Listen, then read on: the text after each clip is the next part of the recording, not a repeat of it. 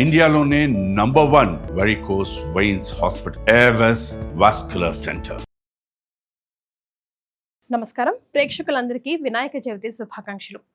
వినాయక చవితి మీద అనేక ధర్మ సందేహాలు మనలో చాలా మందికి వస్తాయి. వాటన్నిటిని నివృత్తి చేయడానికి మనతో పాటు ప్రముఖ ఆస్ట్రాలజర్ బ్రహ్మశ్రీ నందిబట్ల శ్రీహరి శర్మ గురువు గారు ఉన్నారు. నమస్తే గురుగారు.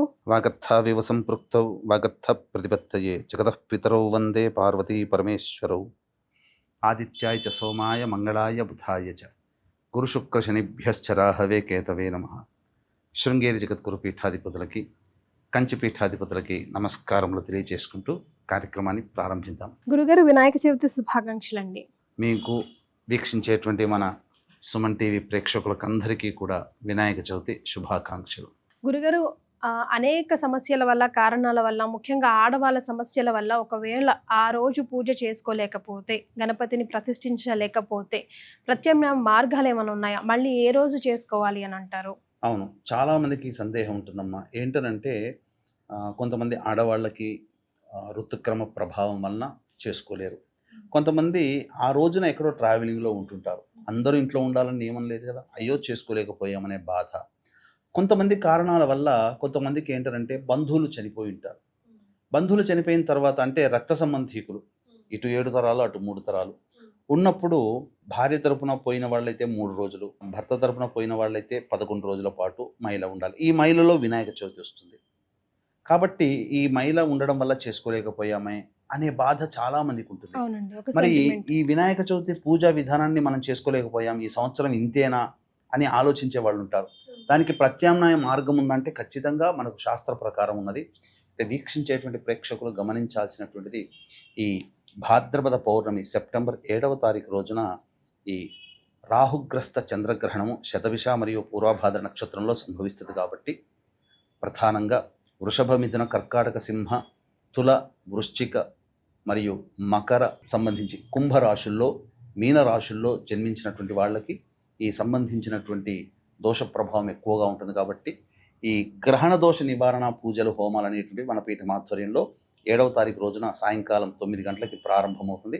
అవకాశం ఉన్న వాళ్ళు అంటే కన్యా రాశి మరియు ధనుస్సు రాశి, మేషరాశి, ఈ 3 రాశులు తప్ప మిగతా అన్ని రాశుల వాళ్ళకి వృషభము, మిథునము, కర్కాటకము, సింహము, తుల, వృశ్చికము, మకరము, కుంభము, మీన రాశుల్లో జన్మించినటువంటి వాళ్ళకి ఈ దోషం ఉంటుంది. కాబట్టి ఈ యొక్క గ్రహణ దోష నివారణ పూజలు, హోమాలు అనేటువంటివి ఆ యొక్క గ్రహణ సమయం జరుగుతున్నంతసేపు ఉంటాయి. అవకాశం ఉన్న వాళ్ళు కార్యక్రమ తదనంతరం కాంటాక్ట్ చేసి పూర్తి వివరాలు తెలుసుకోవచ్చు.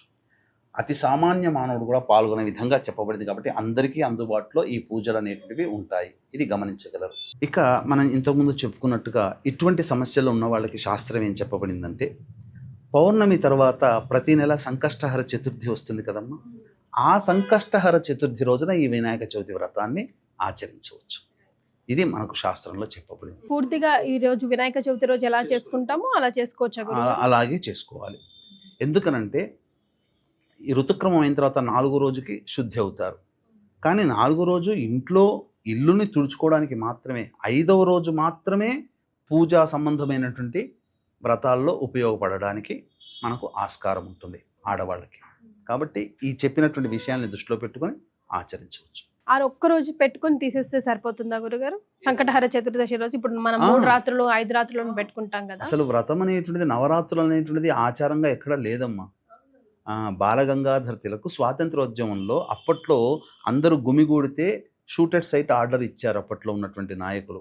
కాబట్టి అందరం గుమికూడాలంటే ఏదో ఒక సందర్భం కావాలి. కాబట్టి ఈ గణపతి విధానాన్ని దృష్టిలో పెట్టుకొని మంటపాల దగ్గర ఈ గణపతి నవరాత్రులు చేస్తున్నామనే భావన చెబుతూ, కానీ అందరూ గుమిగూడి స్వాతంత్రోద్యమంలో ఎలా మనం ఉద్యమం చేయాలి, ఏం చేయాలని సమావేశాలు పెట్టుకునేవాళ్ళు. అందరూ ఒక చోట గుమిగూడితే షూటెడ్ సైట్ ఆర్డర్ ఉండేది. ఈ గణపతి నవరాత్రులు అనేది సృష్టించి అప్పటి నుంచి వాడుకలోకి తీసుకొచ్చారు బాలగంగాధర్. అందుకే మహారాష్ట్రలో చాలా ఎమోషనల్ గా చేస్తారు. గురుగారు, ఇదే క్వశ్చన్కి ఎక్స్టెన్షన్గా పూర్వ సువాసినిలు మేము వినాయక చవితి వ్రతాన్ని, ఇప్పుడు పిల్లలందరూ ఫారెన్లో ఉంటున్నారు, ఇంట్లో ఆవిడ ఒక్కతే ఉండాల్సిన పరిస్థితి ఉందే అనుకోండి, అలాంటప్పుడు నేను వినాయకుని తెచ్చుకొని చవితి పండగ చేసుకోకూడదా, వ్రతంలాగా నోచుకోకూడదా అని అడుగుతున్నారు. మీ సమాధానం? చాలామంది ఈ యొక్క సందేహం వెలుబిస్తున్నారమ్మా. అంటే పూజలు ఎప్పుడు కూడా భర్త ఉన్నవాళ్ళే చేసుకోవాలా, పూర్వ సువాసినులు చేసుకోకూడదా, భర్త కోల్పోయిన వాళ్ళు చేసుకోకూడదా, అని చెప్తుంటుంటారు. కానీ అసలు పూర్వ సువాసనలో చేసుకోగలిగే ప్రధానమైనటువంటి పూజ లేదా వ్రతము ఏదైనా ఉంది అని అంటే అది ఖచ్చితంగా వినాయకుడి పూజనే. వినాయకుడి పూజ ఖచ్చితంగా చేయాలి.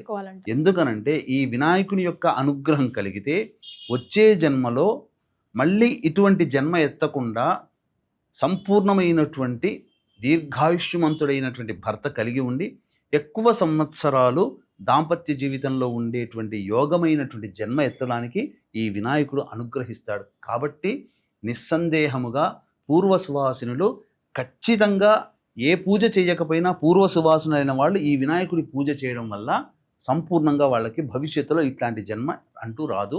పిల్లల చేత కూడా చేయిస్తే భవిష్యత్తులో వివాహం అయిన తర్వాత ఇటువంటి దోషము తొలగిపోతుందని మనకు శాస్త్రంలో ఉంటుంది.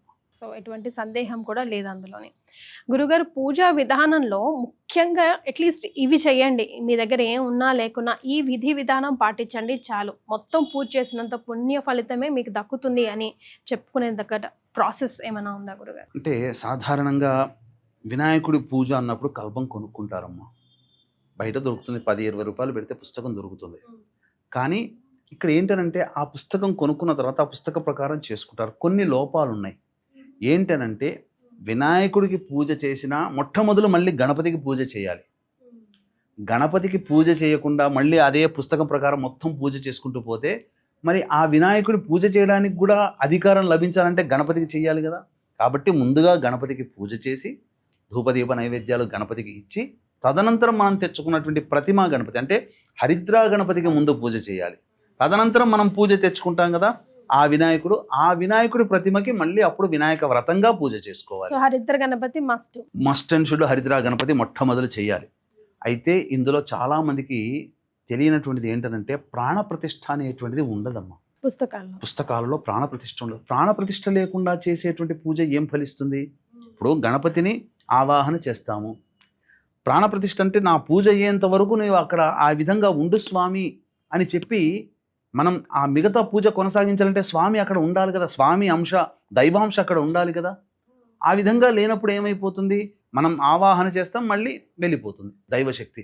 కాబట్టి ఆ దైవశక్తి ఆ పూజ చేస్తున్నంతసేపు మన ఇంట్లో ఉండాలి అని అంటే ప్రాణప్రతిష్ఠా మంత్రముతో బంధించాలి. అటెండెన్స్ వేసి వెళ్ళిపోకుండా అయినా అక్కడ కూర్చొని పూజ చేసేంత వరకు ఆ దైవశక్తి ఉండాలి, పాజిటివ్ ఎనర్జీ రావాలి. అందుకనే ప్రాణప్రతిష్ఠా మంత్రం అనేటువంటిది ఉంటుంది. ఆ మంత్రాన్ని మనము గణపతి సంకల్పంలో చెప్పుకుంటాం. సంకల్పంలో వర్షము, ఋతువు, తర్వాత మాసము, నక్షత్రము, ఏ రోజు మనం ఎందుకు చేస్తున్నాం చెప్పిన తర్వాత కలశ పూజ చేసుకున్న తర్వాత గణపతిని ధ్యానం చేసి గణపతిని ఆ పూజలో ఆ విగ్రహానికి దగ్గర ఒక పుష్పము, అక్షితలు వేస్తాం.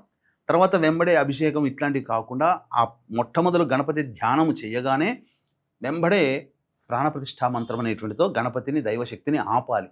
ధ్యానం చేయగానే దైవశక్తి వచ్చేసేస్తుంది విగ్రహంలోకి. మరి ఆ దైవశక్తి వెళ్ళిపోకుండా ప్రాణప్రతిష్ఠా మంత్రం అనేటువంటిది చేయాలి. అదే ఏంటంటే ఇలా తమలపాకుని తొడిమ మన ఈ బొటన వేలి కింద ఉండాలి, ఇలా ఆకు ఇలా ఉండాలి పెట్టి ఓం అసునీతే పునరస్మాసు చక్షుః పునః ప్రాణమిహనో దేహి భోగం జోక్పస్యేమ సూర్యముచ్చరన్ తమనుమతే మృణయా ఆనః స్వస్తి అమృతం వైహి ప్రాణ అమృతమాపహ ప్రాణ నేవయధా స్థానముపహ్వయతే అంటూ ఆ యొక్క గణపతి విగ్రహం మీద ఆనిచ్చాలి.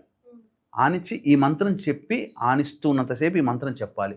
అందుకనే కనీసం ఈ పూజ చేసుకునేటప్పుడు ఈ వీడియో అనేటువంటిది మీరు పెట్టుకొని ఆ విధంగా పెట్టుకుంటే తప్పకుండా ఆ గణపతి యొక్క దైవశక్తి ఆ పూజ చేసేంత వరకు ఉంటుంది. ఇది చాలామంది ఇళ్లల్లో చేసుకోలేరు, పుస్తకాల్లో ఉండదు, పుస్తకం ప్రకారం చేసుకుంటారు. వాళ్ళ తప్పు కాదు, చేసుకునే వాళ్ళ తప్పు కాదు, పుస్తకంలో ఇవ్వని తప్పు. ఇది చాలామందికి ప్రేక్షకులకి తెలియదు. ఇక ఉద్వాసన చెప్పేటప్పుడు కూడా ఏదో నైవేద్యం పెట్టాం, హారతి ఇచ్చాం ఇట్లా కాకుండా ఇలా ప్రాణప్రతిష్ఠ చేసి పిలిచిన తర్వాత చాలామంది ఇళ్లలో 1 రోజు చేసుకుంటారు, 3 రోజులు చేసుకుంటారు, 5 రోజులు చేసుకుంటారు. లేదా 1 రోజు చేసుకున్న తర్వాత అయిపోయింది కదా పూజ అయిపోయిందని చెప్పి చాలామంది అంటారు. కానీ దైవశక్తి అలా ప్రాణప్రతిష్ఠ మంత్రంతో పెట్టిన తర్వాత మళ్ళీ ఆ దైవశక్తిని పంపించేయాలి. లేకపోతే ఉపచారాలు చేయాల్సి వస్తుంది రోజుకు 3 సార్లు, ఉదయం, మధ్యాహ్నం, సాయంకాలం, రాత్రి కాలాల్లో.